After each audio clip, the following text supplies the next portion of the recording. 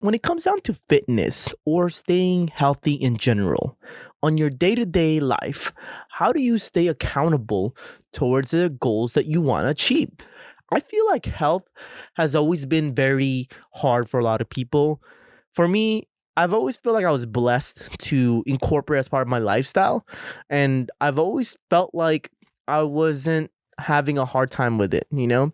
But when I hear people like the guest that we're going to have on for this episode, he comes across many people who has been in it for 10 years, coaching many individuals online, even before COVID, because, you know, as online coaching became a bigger thing during COVID, he had the experience to help create transformation for many individuals out there struggling because of the complexity designed behind health and wellness. And I know we've had other coaches here before talking about different tactics or strategy when it comes down to fitness. But one of the reasons why I wanted to invite this guy here was because he has had a business in the online coach business for the last 10 years. And I'm actually pretty impressed to find somebody within the local area and feature him in here and talk about his experience growing the business and the reason why he's about the way he is when about his business. Hey, what is up, guys? Today we are with Fady Mansi, Real Results Fitness. How are you doing today, bro? Doing amazing. Best day of my life. Good to hear it, man. I'm glad that you're here. So thank you for taking the time out of your busy day. I know you're busy with a lot of your clients working day to day, making sure that they're taken care of. We're going to dive into a little bit about that and how you got involved in the business. So for all of our listeners, let's just start with a little bit of basics about you, what you do and who you are, obviously. Sure. So my name is Fady Mansi. I'm here locally in the Ventura County area. Yes, sir. And what we do is we're online training. So we were online training before the pandemic. Right. We'll talk about that. But yeah, I do online training. So I have an application for my clients to log into. They do their exercises. We keep them accountable, teach them how to eat for their goals. Nice. And then just change their life. That's awesome. That's awesome. Yeah. And it's funny because for this season and this part of the season, I actually didn't think that I was going to invite a couple of health experts and professionals and people that was involved in that industry, which for me is just a natural conversation to have just because growing up as a Filipino, right, we always ate healthy, right? You know, like although like we didn't prioritize like working out, you know, something I learned from myself, but just being healthy overall was always on top of mind. It wasn't really like a conversation that we always had an issue about. It's like very natural. For sure. So I'm curious to see how you got started with your fitness journey before you started your business. Were you always involved in fitness when you first started, or was that something that you just got involved in? In one sense or another, like fitness, fitness always amazed me in the sense of how people can change their body, or it was always very curious, even as a child, like how come people have different body shapes and sizes? And interesting. I used to think it was just genetics, you know, based off like relatives and family. And then you see friends and they're like very lean. And so that was always in the back of my mind, but I played basketball growing up. Right. So I played basketball growing up, and then Here in California? Here in California, oh, yeah. Nice. So That's awesome. I went to Camarillo High School. Oh, okay. Yeah. Wait, how old are you, if I'm asking? I'm 38. 30? Ah, dude, you're lying to me. Fountain of youth, baby. So I graduated in 02. So played basketball growing up basically from 5th grade through some of college. Sorry, not college basketball, but like in the college years. And then I was playing in some men's leagues and I had some injuries. So I tore my ACL. Oh, damn. And then about a year and a half later, I tore my Achilles. Damn. That's pretty typical for people who do basketball, or am I just tripping? Yeah, I think ACL somewhat normal. Achilles is kind of like they call it the kiss of death for an athlete. Okay. Interesting. So after that, I'm like, I can't continue doing this. I'm not making the league or anything. Yeah. So I need to find out an outlet. So fitness was kind of a natural outlet. Of course, you know, initially I was getting into fitness because like I wanted to impress the girls. Oh, yeah. I was the same thing too. Yeah, when I got out of high I think school. most guys are, sure. you know, self-esteem, confidence, all of that good stuff. So after tearing my Achilles, I'm like, I'm not going to continue hurting myself. Mm-hmm. So fitness was kind of a natural transition for me. And that was, I would say, the beginning of my real fitness journey, getting into the working out aspect. Nice. That's cool. So then when you started working out, and for me, it was almost the same thing, actually. When I transitioned, it's funny because what you say is when I was in high school, I was doing track, right? I was in the prelims. I was probably one of the fast starters, pretty small guy compared to a lot of the taller guys, because they had larger strides, right? But I was fast. Yeah. I was fast, And then before the prelims, I actually pulled or was starting to feel something. And then what happened was during the prelims, which was before like the finals, or I forgot what it's called, I actually pulled a muscle. So then I didn't run for weeks, Wow. and from that on, like I was just so discouraged, but at the same time, it was already the finish of my high school. Yeah. So I knew that fitness was something I wanted to keep in part of my life. So essentially, I decided to tap into working out. Yeah. I wanted to build more muscle. I was very skinny. Like I was not the skinny that a lot of people say they are at the gym. Like I was skinny, like I didn't know how. So from that, I got interested into fitness and I started learning, dirty bulking. And for the past 10 years, I've kind of, maintained that routine, right? Yeah. Yeah. As an athlete, it's kind of like a natural transition, right? For sure. Like to just kind of fill that void, like you said. Yeah, I think it's very natural because, like you just have that. And by the way, I'm not a natural athlete. I'm not natural like that. But like I wasn't into sports like all the other kids. I was like, we're talking about something. No. Like, okay, I'm talking about like talent, right? Yeah. Like I wasn't always fast at that. The reason why I did it was because I would get into the wrong groups, like I would go in the wrong groups. Yeah. And I just wanted for something to keep me busy. Yeah. So that eventually became an outlet for me, and the sports was kind of a thing. But during the time being, I came across many struggles, such as like learning some of these routes. Yeah. Right. Yeah. When you got into fitness, would you say, besides the fact that you were interested into just developing and looking good, right? Were your interests anywhere else as far as that in?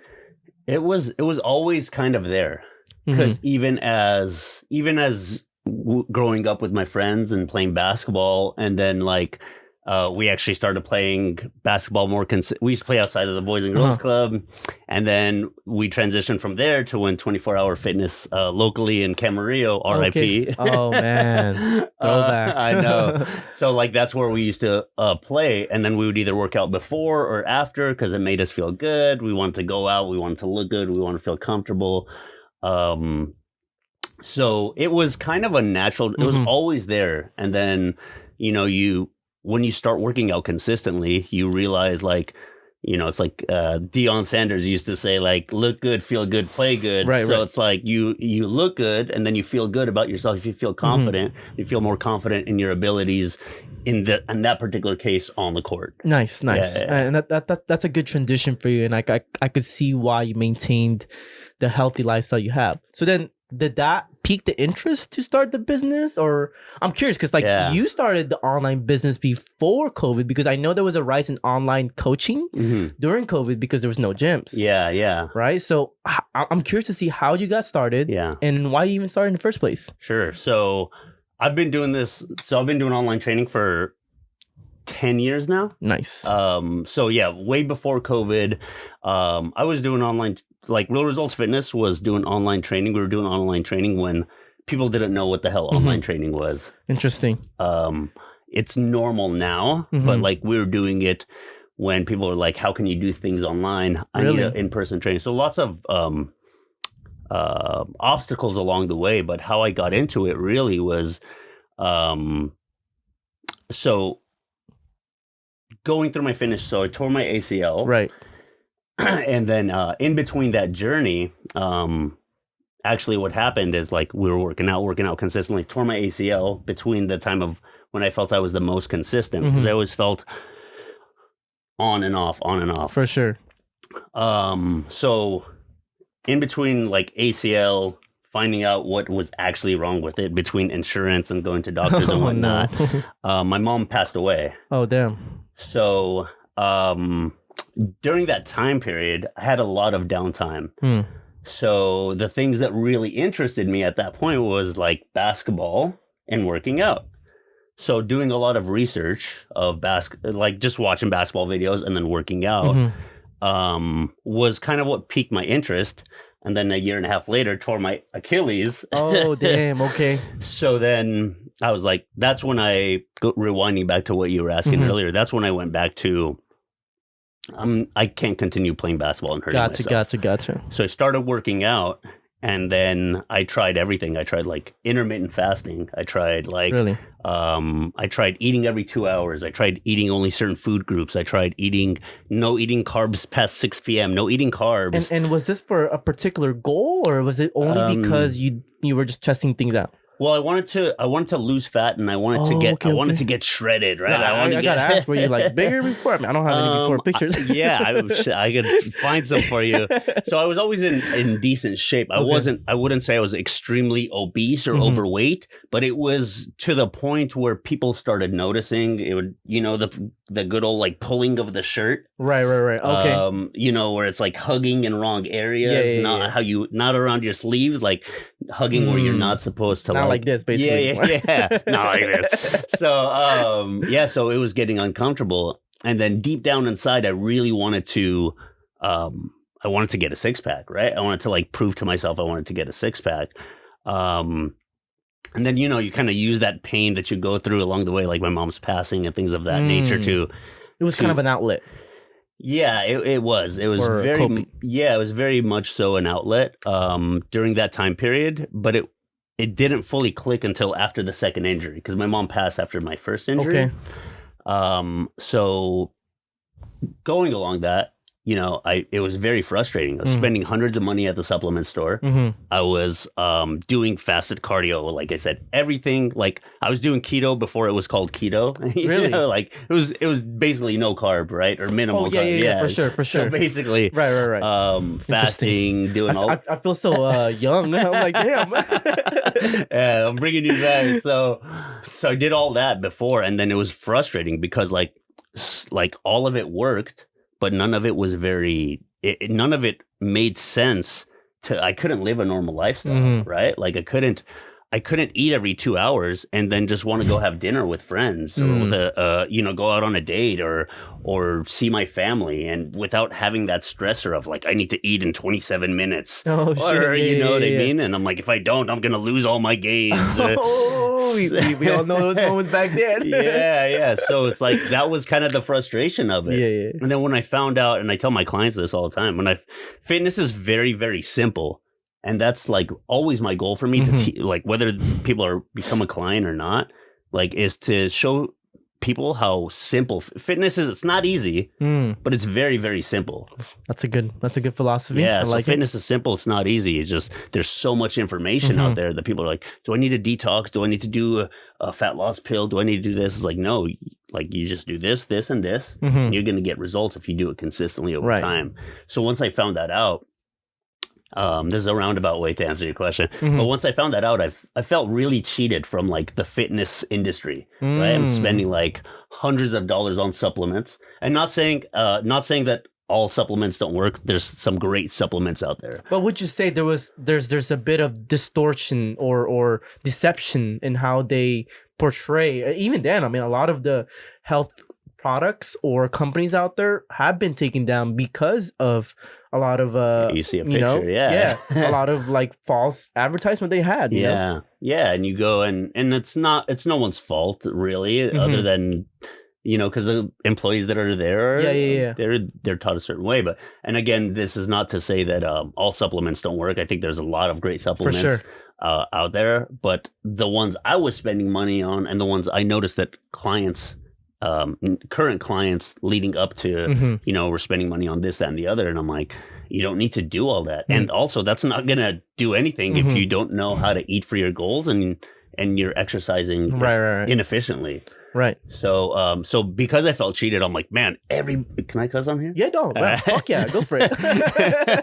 I'm like, everybody needs to fucking know about this. Like, this is bullshit. Like, I've been going through this, and I know I'm not the only one that's going through this. So, like, these people need to know how to eat right, how to eat for their goals, and like they don't have to kill themselves. They don't have to eat every 2 hours. They don't have to like, man, I used to go in like a sweatsuit, like wasting, for sure. like first thing in the morning, empty stomach. So like, you don't have to do that just to see a little bit of progress. For sure. You know? Yeah. So then when you start to realize that you got cheated on by the industry, was that what sparked you to decide, hey, I want to teach this to myself, to other businesses? And then what was that journey like? You know, I'm just curious because like I said, you're coming from the years, literally, it's funny, 10 years ago was exactly the same time that I started my fitness journey. Okay, very cool. Right. Yeah. So like 2013. Yeah. So it's like kind of the boom. I got out of high school. Yeah. Literally. You know, so for that end, all I knew was, oh, okay, you can bulk to gain more muscle because I was always skinny. I didn't knew how to lose weight, which, you know, a lot of people struggle with. Yeah. Right. So on that end, I was not aware of like whether there was multiple ways at the time, and even now I still don't know shit. I accept that I don't know shit. Yeah. I'm not an expert. Well, I think it's important. Like even myself, I'm still a student of the game. That's a good thing. That's a good indicator. I think once in any field, right? I think once you think you know everything is when you fail. Oh my gosh, you've emphasized a phrase that someone has mentioned here recently too. Yeah, that's funny. I've you know, I'm a fitness coach, and I have hired fitness coaches to coach me.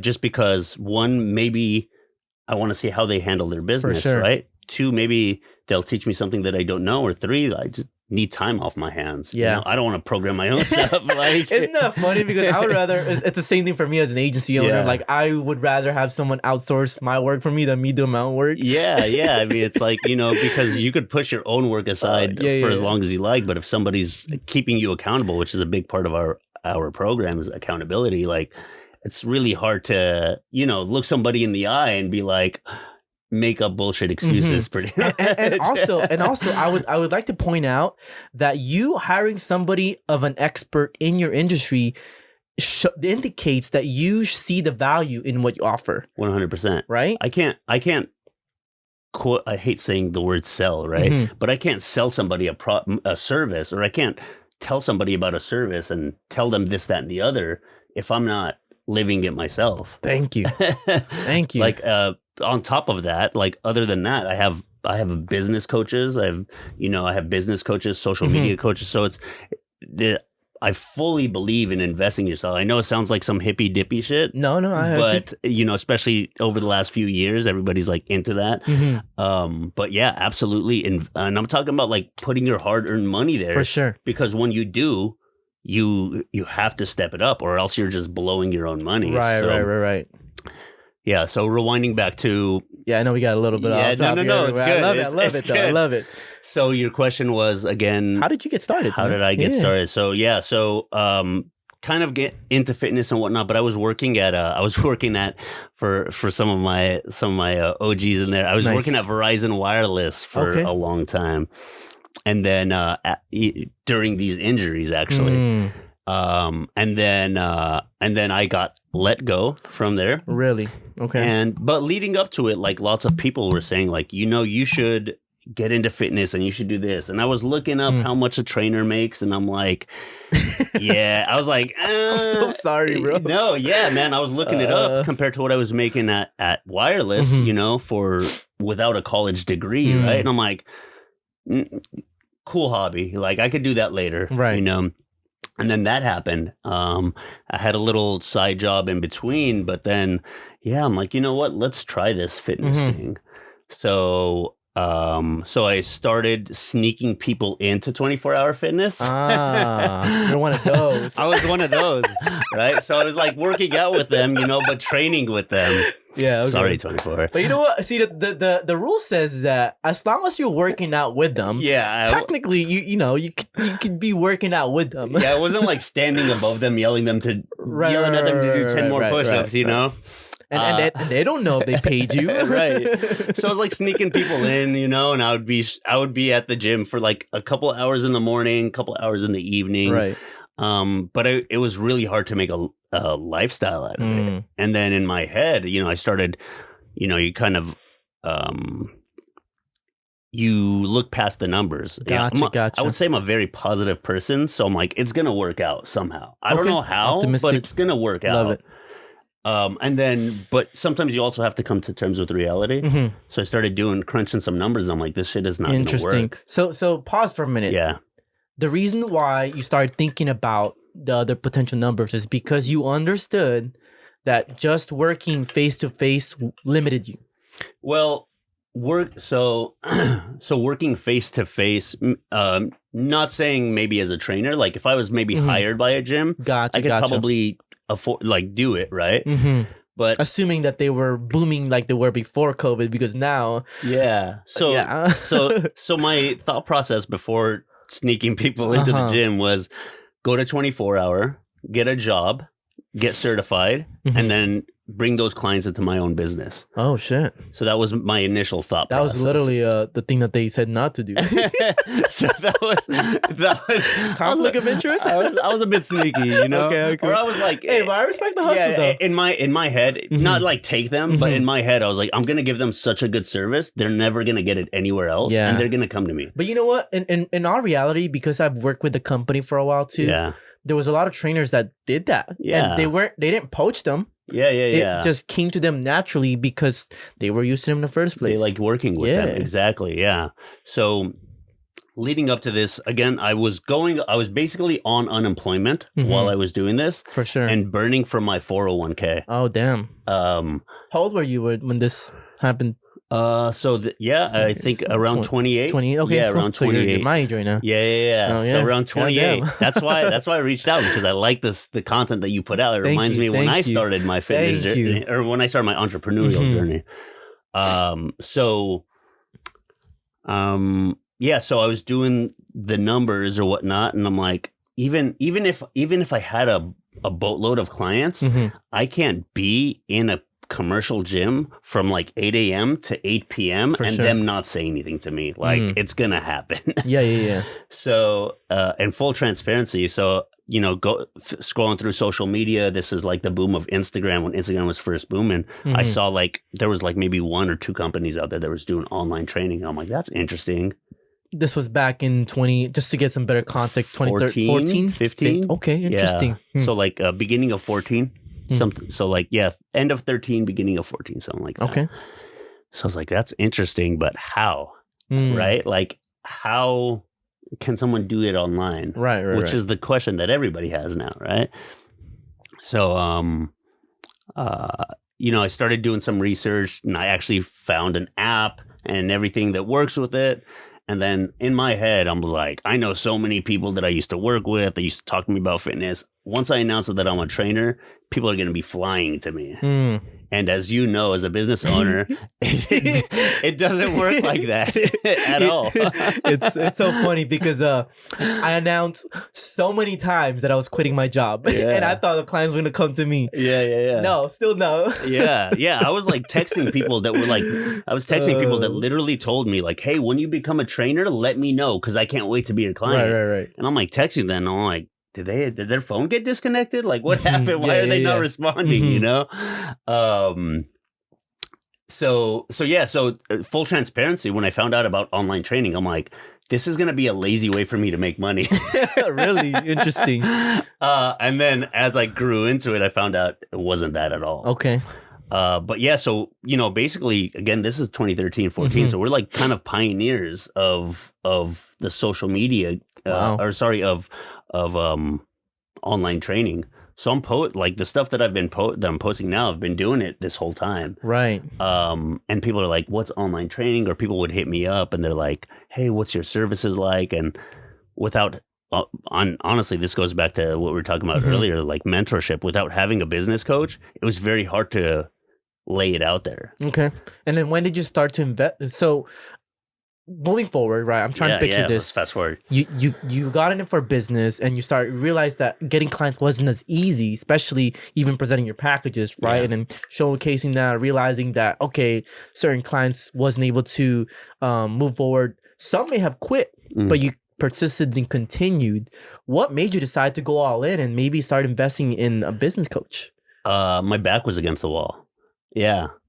I respect that. Yeah, my back was against the wall. So this whole time, and that's why I kind of like dropped that I was blowing through my 401k. So, I had my 401k from Verizon, and I'm slowly pulling out. And the place I lived, mind you, I was paying like $600 a month. Oh, that's solid. That's at the time. nothing, right? Yeah. Like even for back then, that's nothing. Yeah. So what ended up happening is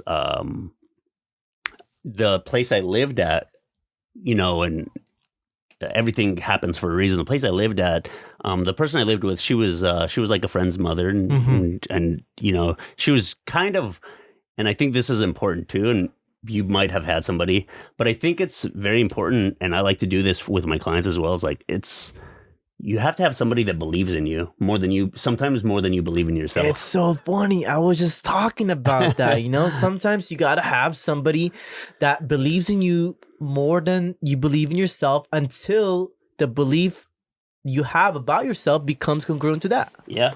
Yeah, absolutely. So she always believed in me, and I would always want to push stuff aside. Nice. No, I want to do this. I want to she was always like, just do it. Just put it out there, you know? She was very business savvy. So ended up happening is I had to move from there. We separated, you know, we went our own ways. Not that like she was my friend's mother. It was, so we went our separate ways. It didn't go as smooth as we had liked to. Everything's great now. But my back was against the wall. For sure. Now this is like April 2018. December of 2017, I looked at my 401k for the first time because I was pulling blindly. Yeah. And I'm like, whatever I'm pulling out, something's gonna happen, and I'm gonna get that money back tenfold. Right? Oh shit, man! You just put me in a perspective real quick. I'm like, damn.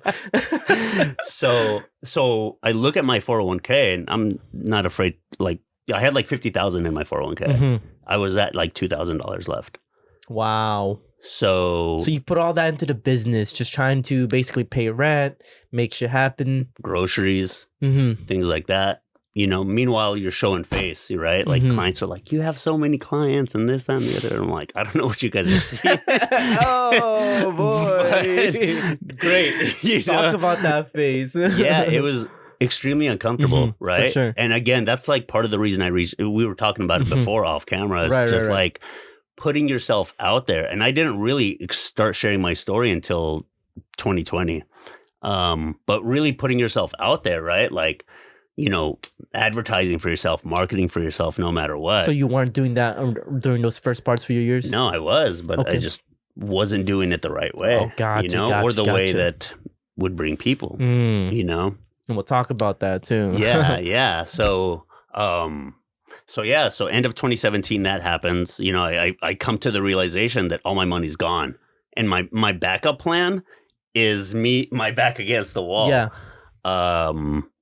So 2018, I leave from that place.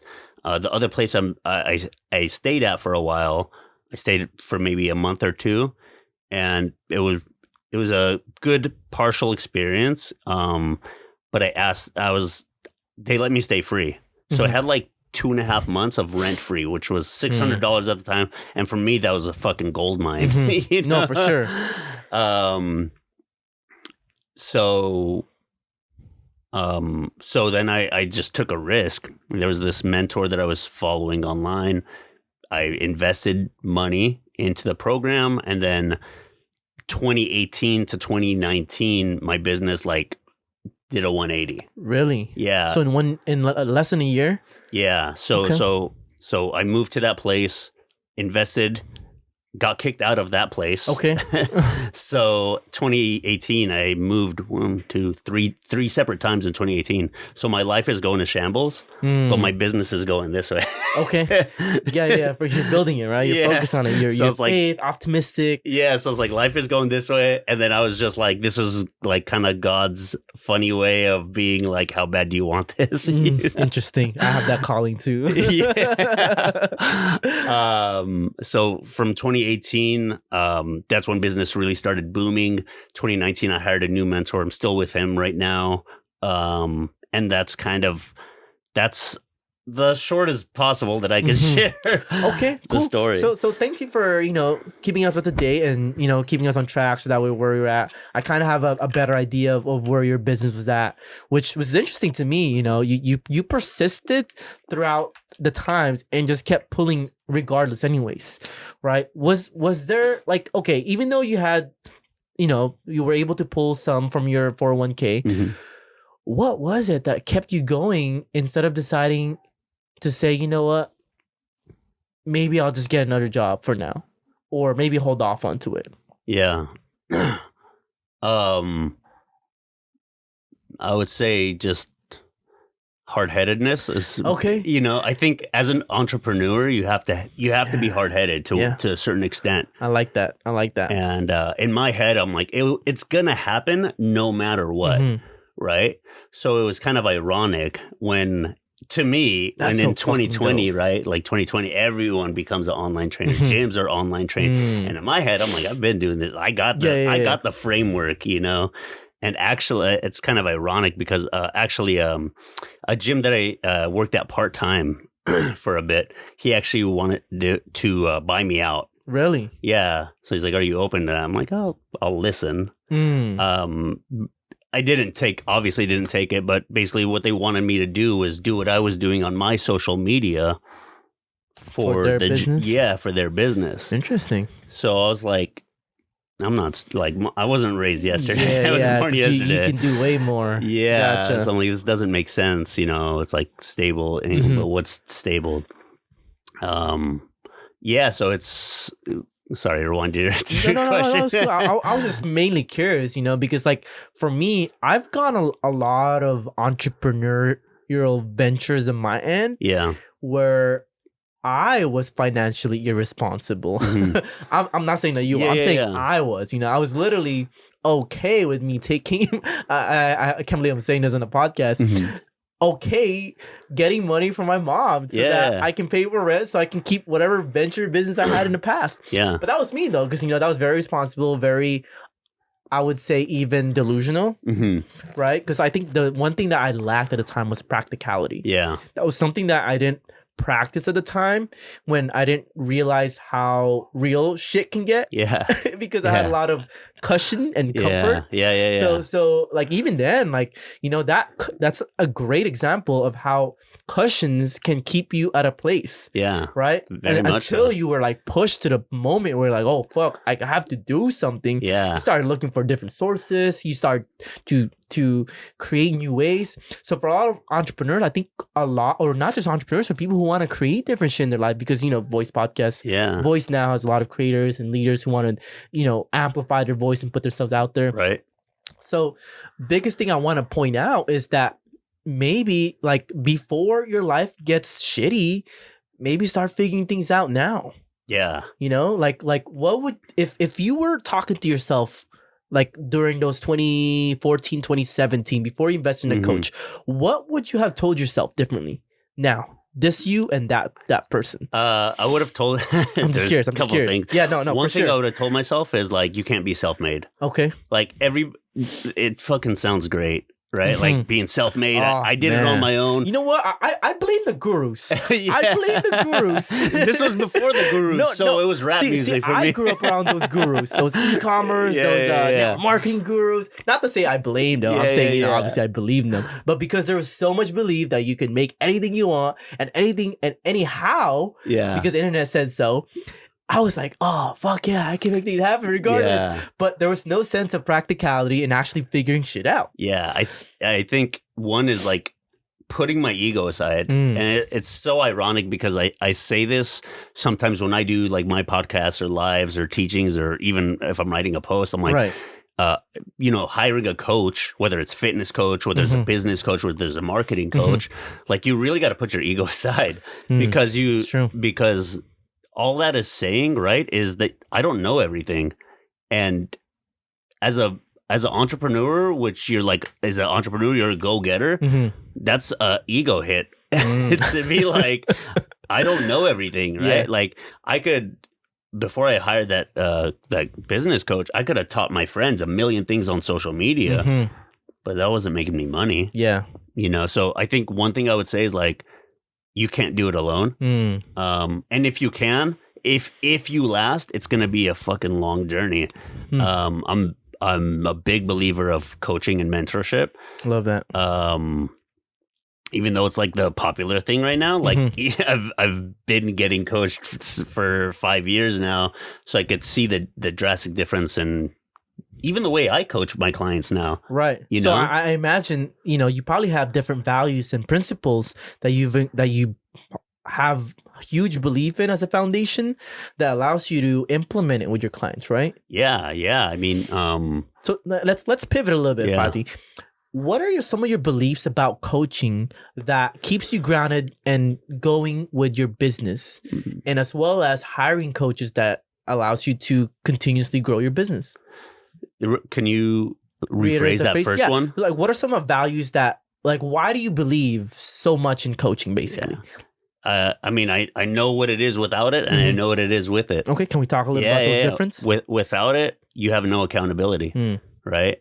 For example, like the coaching program I'm in now, like I'm surrounded around some really high level individuals, right? Nice. So whether I think I'm the best in this city, in this county, in this state, whatever, right? I have people from all over, from Canada, from Mexico, from New York, that are doing really big things. Nice. So it keeps you grounded, right? But it also keeps you, it's a very thin line, right? Because you can get imposter syndrome. For sure. So it keeps you grounded, but it keeps you motivated to be like, I can do more. Or even like, I don't have to do more. Maybe I could improve the level of my service for my clients. Okay. Maybe I could streamline this a little bit more. Interesting.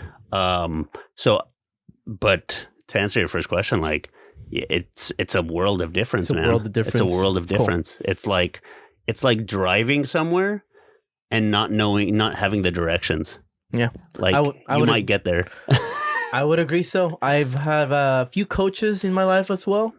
That's why I'm a huge believer in what you do. Yeah. Because I believe it's not just the information that, you can probably get on YouTube or TikTok. Yeah. But it's the personalization, the accountability, and that context that you get to become around that really shifts your paradigm and dynamic through your worldview on a day-to-day basis, which shatters your actual beliefs about your belief system and forces you to reshape your identity, so that's why I wanted to ask your question on that. So absolutely, I want to transition, like, for now that you've established some of the values that you have about your coaching styles or your beliefs about coaching, why then let's touch back into your clients and why should someone, even if they're they have a program or they figured it out on their fitness. Why should someone hire a coach for their health and fitness goals? Online coach. Online coach. Yeah. I think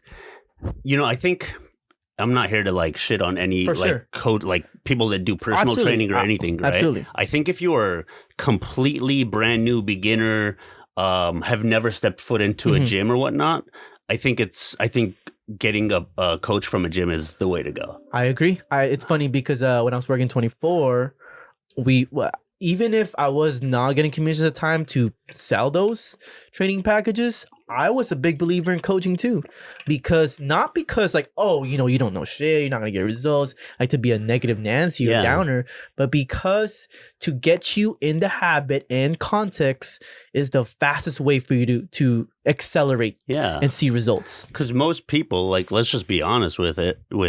And this goes for one-on-one coaching and online coaching. But like most people are not going to show up for themselves. Like January 1st comes around, like everybody that started, not everybody, but a lot of people that started January 1st, because this was their year, it's like a 90% drop off rate by now. Okay. So, so I think for one-on-one, I think that's the route. Online coaching is so much more personal, and people think that because it's online, it's not really. So I always say this is like, clients join my program because they think that they need to like eat for their goals and know how to work out. Right. But they stay for the mindset and the accountability and the ecosystem that we have. We have a private clients like Facebook community where we do challenges. We keep each other accountable. Like it's a safe place to vent. Right. Because let's be honest, man. It's like I could ask you maybe even, do you know 5 people that have the physique that you want, like that you're looking for? Like most people don't, you know? Yeah. So No, you're right. Yeah. or even have a goal to be that. So the ecosystem that we have is like, you said it a second ago, is like switching your beliefs, right? Instead of like people telling themselves like, I'm the fat kid, I'm the big girl, I'll never be skinny, I'm big bone. Yeah. Their identity. So it's like shifting their identity and challenging their beliefs. So like people come for That's all good. people come for the knowledge, and they're going to get that, right? Like my goal for them is to, if they want to stay a client and get into another part of their journey, great. But I want to teach them how to do it on their own forever.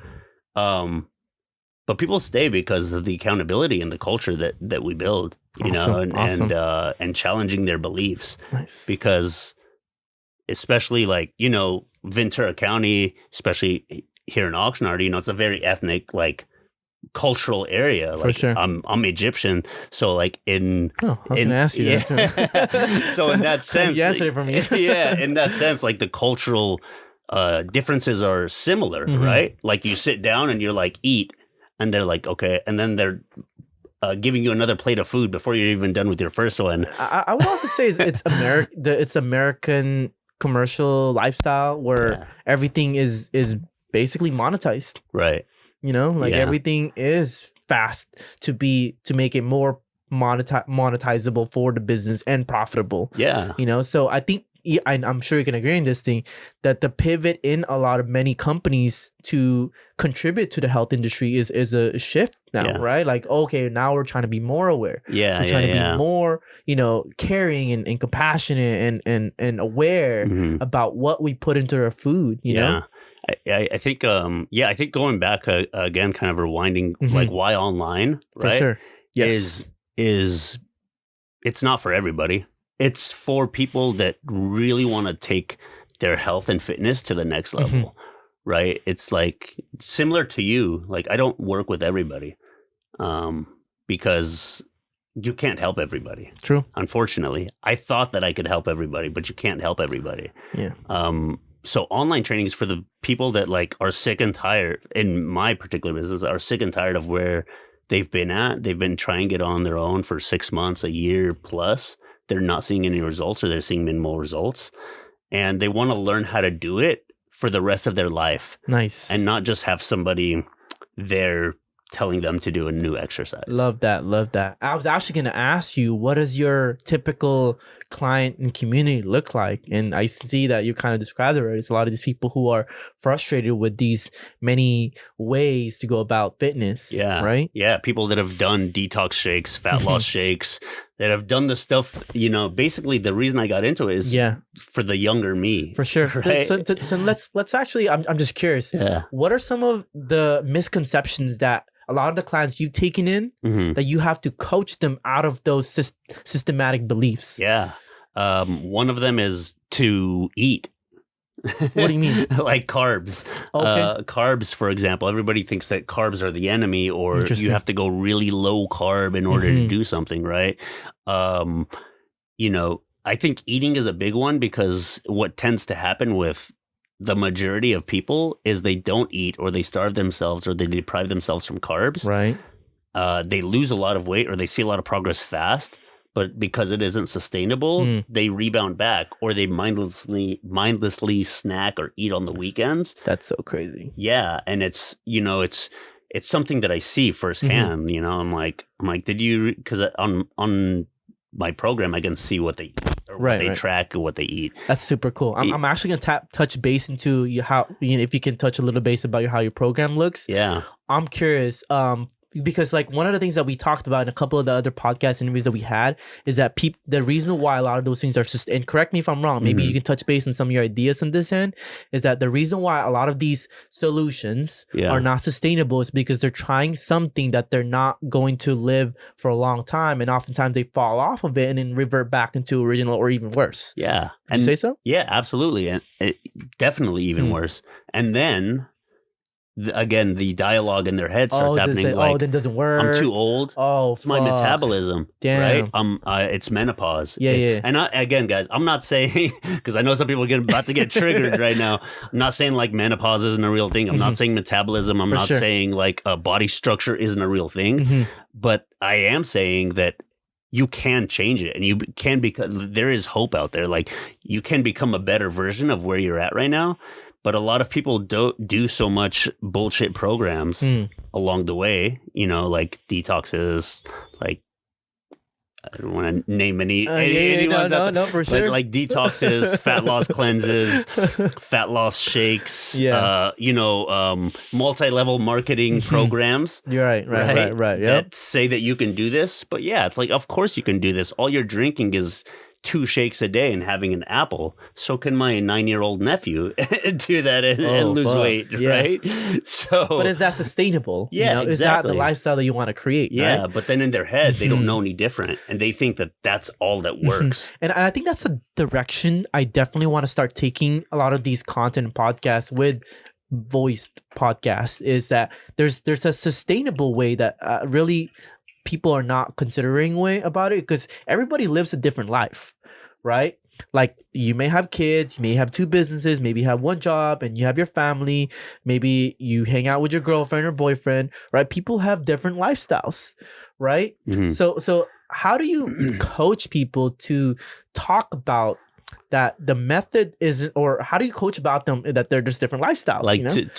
to do you mean to live a normal life and make? Yes. Yeah. Okay. Yes. Yeah. So because they're so stuck in, because like for me, I was very stubborn about the approach. Yeah. Right. Never flexible with the results. Yeah. So when I shifted that, a lot of things shifted for me in my lifestyle. Yeah. I think one of my favorite questions to ask a client when they're stuck like that, and they want to stick to just what I gave them from day one and not veer off. Right. I tell them, how has that worked for you before in the past? So help them reflect on that. Yeah. Nice. It's kind of like when people say like, I know what I need to do, but I just need to do it. And then I ask them how long they've been struggling. They're like, I've been for 6 months, for a year, for 2 years. It's like, well, your approach isn't working. Right. So we need to change that approach. So going back to like, how do I teach clients to live a normal lifestyle and make progress? Right. Like, because I've done it, dude. I went like 4 months hermit mode. Oh, shit. Work, gym, meal prep, and back and forth. And I'm like, this is no way to live. Like, I'm not going to have any friends soon or a dating life. So the way I teach them is like, I allow them, again, I give them that space to make mistakes. They're like, oh my gosh, I overate 300 calories. And I'm like, okay. And what happened? Like, oh, I gained a pound. I'm like, okay. Like, what would have happened before? They're like, oh, probably would have binged all weekend and then gained 3 pounds on Monday. Because they beat themselves up for the process of doing that? Yeah. Like, let's just say someone overeats. Like, let's just say I have a client's program and they eat 200 calories more than they need to or something. Or they eat more than they need to. We could get into math or whatnot later. But like, they eat more than they need to, and then they overeat. Then they feel guilty, and then they're like, well, they shame fuck themselves. it, I already messed up. And those compound over time. Yeah, right? I was like, let me eat this whole row of Oreos and continue eating. And then before they know it, they're like what I call Mr. Monday, right? Which Mr. Monday is like the person that starts over every single Monday. That makes sense. So I allow them to make mistakes. I teach them along the process. And actually after like week 1 of my program, I tell them like, all right, so we've been doing good up until now. Like, I want you to go out and enjoy a meal that you would never have thought that you can do within this set of parameters, and let me know how it goes. And then they're like, I felt guilty, but I actually stepped on the scale the next day and I was the same weight, or I actually lost a pound. So it's like, it's teaching them, right? And allowing them to make mistakes and not being like, this is the only way. Isn't that crazy though? I really feel like, you see, this is the part that you didn't talk about with the coaching. It's the contextual attachment to keep them in that context without feeling in their vortex of like insecurity and blame and guilt. Yeah. Right? Because oftentimes when we're doing it ourselves, we get in our own heads. Yeah. And then now all of a sudden, a week later, we're going back in the same habit. Not because we couldn't do the program, but because we felt guilty about one little thing. It's having outside eyes. It's at the end of the day, like coaching. Yeah. A big thing of coaching is having outside eyes. For sure. Right? It's like someone will say like, I only lost 3 pounds this month or 4 pounds this month. I'm like, well, what if you gained 4 pounds this month? Nice. They're like, oh, I didn't think about that. Yeah. Thanks. Yeah. So that's when I shift in perspective. I used to have this bad self-esteem mindset about myself when I would, because I was always trying to gain weight. Yeah. So then I started shifting from like, instead of trying to focus on the weight I was trying to gain, Yeah. you know, what about the muscle I was gaining? You know, and the muscle mass, the body fat percentage I was maintaining. Yeah. I was like, oh, okay, that's a more healthier way to go about it. Yeah. And I was totally fine. Now, granted, there's still a lot of goals I can everyone approach, has especially as a business owner, right? Yeah. I mean, it's like, yeah, that's another way, right? It's like another way that we keep clients like not frustrated when the scale doesn't move. It's like non-scale victories. Like, okay, how's your energy level? They're like, oh my gosh, I'm waking up earlier. I'm doing this. My clothes are fitting different. That's so crazy. And those are the things that I think we miss to opportunity because we're wearing ourselves on how we look and what the number and the scale says. Yeah.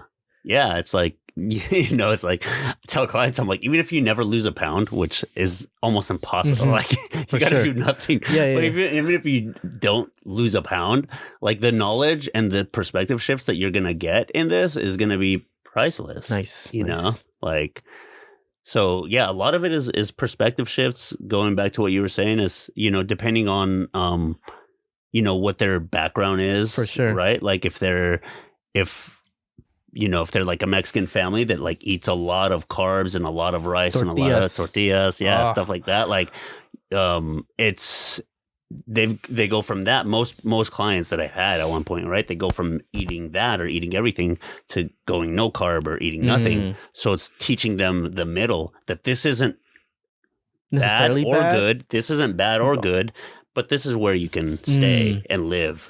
Nice. Right. Moderation between. So let's pivot a little bit. For a lot of people who are looking into online coaching, maybe even working with you, talk to us a little bit about the process that you take them into to help them with their goals so what they can expect this if they decide to maybe reach out to you. Yeah. So, you know, first of all, we want to make sure that you're committed.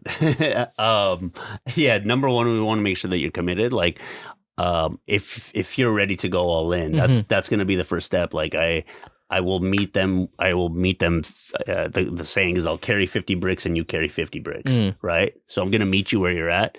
I'm going to get you out of your comfort zone. Right. Nice. So the process is, you know, getting them onboarded, getting them accustomed with learning when they should weigh themselves, when they should track their food, how they should track their food,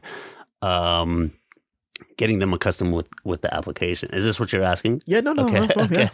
Yeah. Getting them accustomed with the application. And then again, a lot of this is mindset stuff, right? Because a lot of people join a program and they're like, I just need the workouts and the nutrition. I'm like, no, you don't. You need more. So we start you know, the first 2 things that I send clients are like, these are going to be your workout days. Give me your exact time that you're going to work out. Because most people join a program and they're like, I'll just work out whenever I want, whenever I have time. Like you got to make time. You can't find time doesn't just appear out of it. For sure. So like we schedule workout times and I hold them accountable to those workout times. And then I ask them what their 3 limiting beliefs are. So like, what are 3 limiting beliefs, right? So things I hear are like, I'm the big girl. My family's overweight or fat or like, we're all big boned. I can't lose weight no matter what I do. I'm old. Shit. So like we kind of teach them to uncover that, right? Yeah. So we go take them in the onboarding process. Then they get access to my application, and that's where we speak to them. We have like a chat in the application, so they can speak to me directly. And then there's tutorial videos on there. So whether they're working out at home or they're working out at a gym, we outline the workouts for them, sets, reps, everything. So they know from week to week if they're getting better, if they need to do something else. And then I set up a nutrition plan for them. Nice. That's awesome. And then we kind of monitor them first few weeks, especially, first month, I would say, we're really monitoring them to see habits and routines. And when you're saying we, does this mean you have a couple of other coaches working with you, or well, I have like assistants. Okay. I have assistants that like schedule my calendar and stuff like that. Cool, so perfect. I never like to leave them out because they're a big part of, so Yes. I have assistants that like take care of my calendar and just like back end system stuff. But as far as like the direct with clients, that's me. Nice. Awesome. So when I say we, it's because I like teamwork, right? Love that. I was just curious to see what kind of what can other people expect as well, Yeah, absolutely. So pivoting back into your business, right? You mentioned that you were putting out the content that would get the people to learn about your business. How did you pivot your strategy on? Because I'm very curious, especially as a marketing agency myself. How did you pivot your direction in your voice or your outlet to better communicate that you do online coaching? Yeah, because I know you've done a little bit about it. Yeah, right. And the reason why I want to pivot into this is because I know there's whether they also want to be a coach as well, or maybe they just have other styles of different coaching, or maybe they want to do something online, something that they can grab value from me that might be valuable. Yeah, I think the battle between here is the biggest thing. Yeah, for sure. me it was at least. It's putting yourself out there. Gotcha. Is knowing that there's going to be people that don't like what you're doing. Yeah.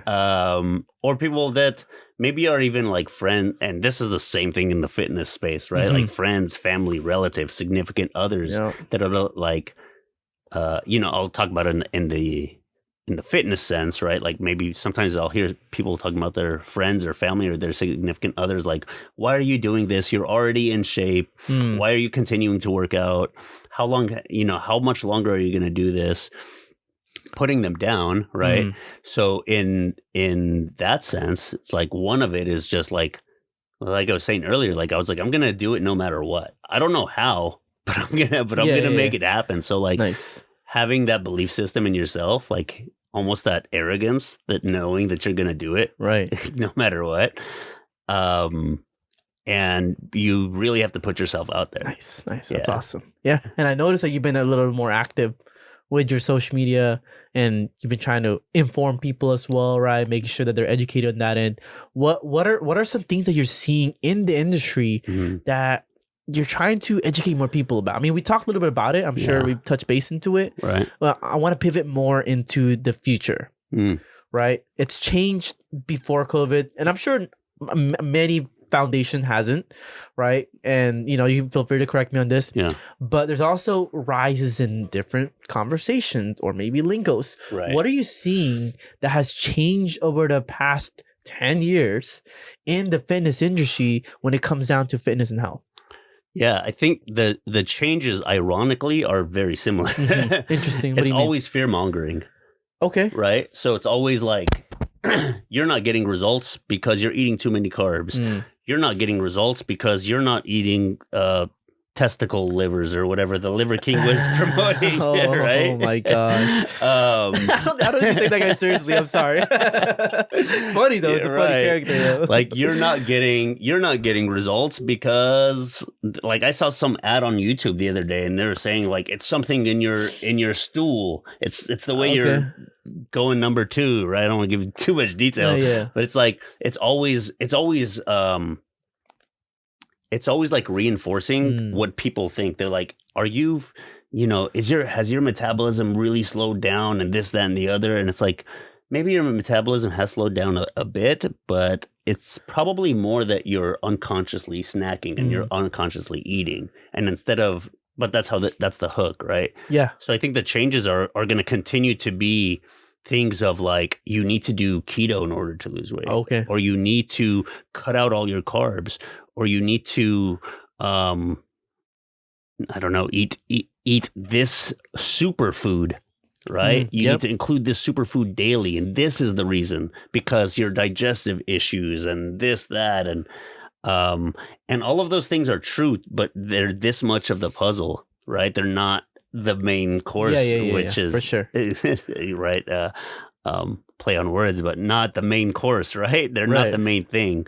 The main thing is like, yeah, a lot of us we all live very busy lifestyles. Mm-hmm. Like we're on our social media phones, getting notifications like crazy. For sure. And, it's like doing this and like kind of mindlessly snacking. Yeah. And then eating the rest of what you normally eat. Right, and you're like, right, I swear I eat the same foods every day. Right. It's like, no, so maybe not, right? Subconsciously, a lot of things are adding on. Yeah. And there's actually like studies on that as far as like people eating subconsciously and thinking that it's, they're this, that, and the other. But it's at the end of the day, it's really just like really being honest, right? Mm-hmm. So it's, sometimes it's just like, your closet eating or things of that nature. Again, not saying that all that stuff doesn't matter, mm-hmm.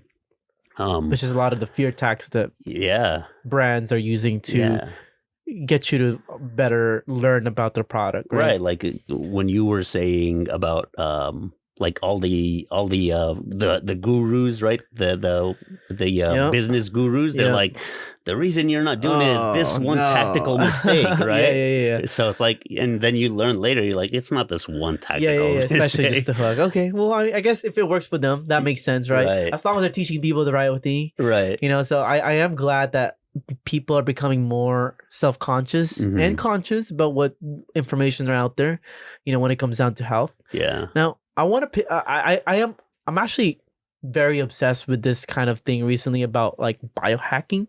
Okay. Like for example, like cold shower and shit like that. Uh-huh. Like what are some like secrets that you don't that you wish you knew back then that you implement for yourself or even tell people? Yeah, man. This is gonna be a boring answer because I don't like. I think actually like cold shower. I think all that stuff. I was doing that today, and I think that stuff works, mm-hmm. right? And it really boosts. It can boost like a little bit, white blood cells and all that shit. Yeah.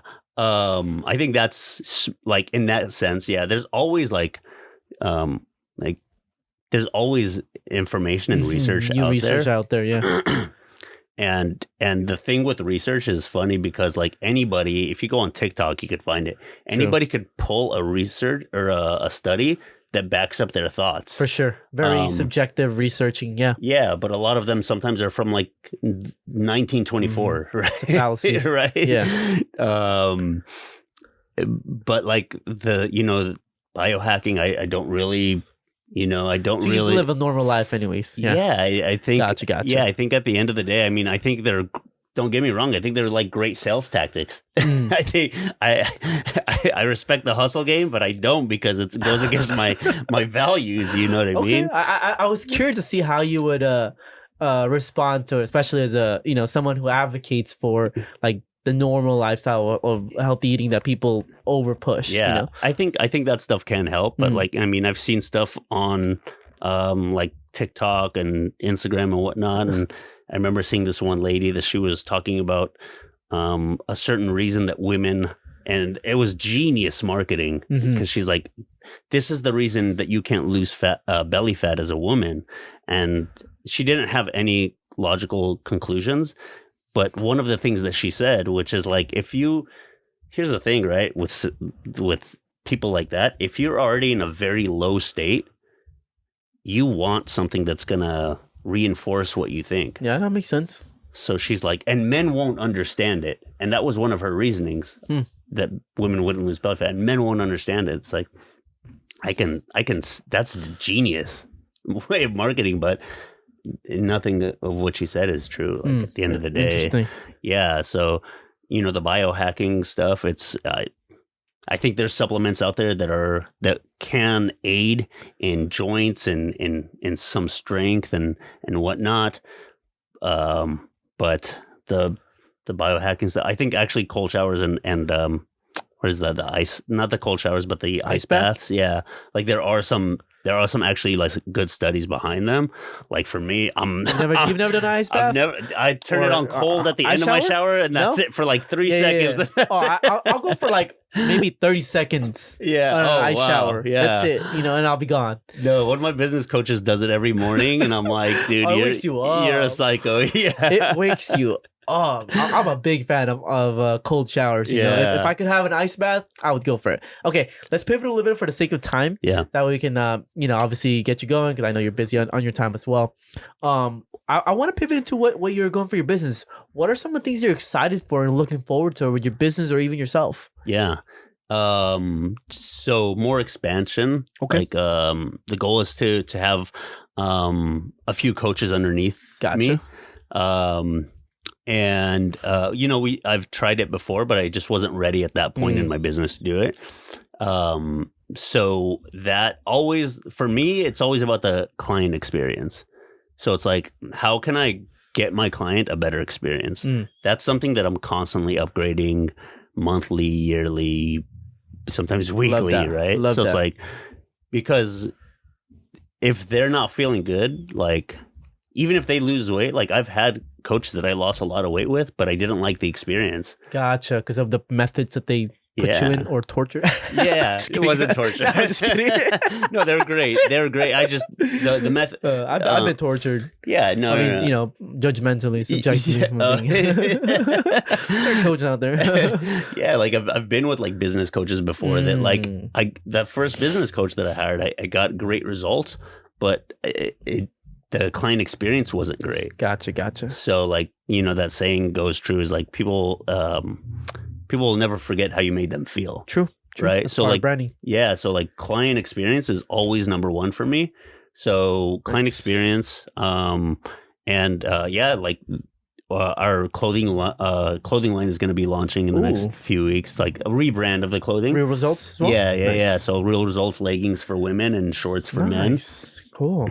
So yeah, and then just to get the Real Results name, like, known throughout not just Ventura County but all of California. Nice. Yeah, that's the goal. Oh yeah, and that's what we're gonna achieve. I think I'm super excited, especially hearing your story even before this thing, for what you have in mind. And I just want to thank you for taking the time to go out here. Cool. We're beating the practice before we get there, so gladly I'm wrapping this up. So for anybody who do want to reach out to you and work with you, where can they reach out to you or find some of your content? Yeah. So on Instagram is Real Results Fitness, but it's spelled FTNS. Okay. So somebody else had the name. So Real Results FTNS. Okay. Facebook, Fady Mansi. TikTok, just Real Results Fitness. This one they didn't take it? Yeah, just one word. Yeah. Yeah. Real Results Fitness on TikTok. And then on YouTube, it is Edit Your Body, or you could just search up my name, Fady Mansi. Nice. Okay, cool. And then for anybody tuning in, anybody who wants to be a coach, maybe they want to start their business, content creators, what was one message you would like to leave off with? Put yourself out there. Put yourself out there. Yeah, you have to put yourself out there. Like Charles and I were speaking about earlier, like when I announced that I was a coach, I was like, the walls are going to be like, I'm not going to have, my calendar is going to be full, but like, you really got to put yourself out there. And I will say one thing is humanizing yourself. Okay. When I started humanizing myself as a trainer, okay, because people think that this is all you do, that you're a robot. Yeah. But when I shared my struggles about blowing all about my 401k, being in a mental rut while business is booming, for sure, just being human, right? Being vulnerable. Yeah, and then at the end of the day, like, do it because you like it and do it because you're a good person. Love it. Cool. Well, Fady, thank you so much for taking the time. Appreciate you, Charles. Did I pronounce that right? Yeah, Fady. Yeah. Oh my gosh. Cool. Anyways, thank you guys for tuning in. Hope you guys got a lot of lessons here. I definitely got a lot of nuggets on this end. Again, Fady, thank you for taking the time to come out here. My pleasure. Yeah, and then for anybody tuning in, we'll see you guys in the next episode. Bye. Hey voice community, thanks for tuning in to this episode. I just want to make a real announcement real quick. If you're looking to amplify your voice, just like what we do here at Voice Podcast, and you want to create your own platform, we actually do have an agency called Orca Media, where we focus on content development, social media strategies, social media development, and overall just part of your marketing strategy and how to amplify your business on social media even more. Social media management, editing, video editing, finding trends, ad management, paid media, whatever you name it. community development. So everything from that point to improve your social media. For anybody who tunes in, who decides to work with us, we're giving a promotion to anybody who signs up from here, up to $250 off. If you're looking to take your brand presence online much more, we'd love to be able to help out. Other than that, I hope you guys enjoy the rest of the show.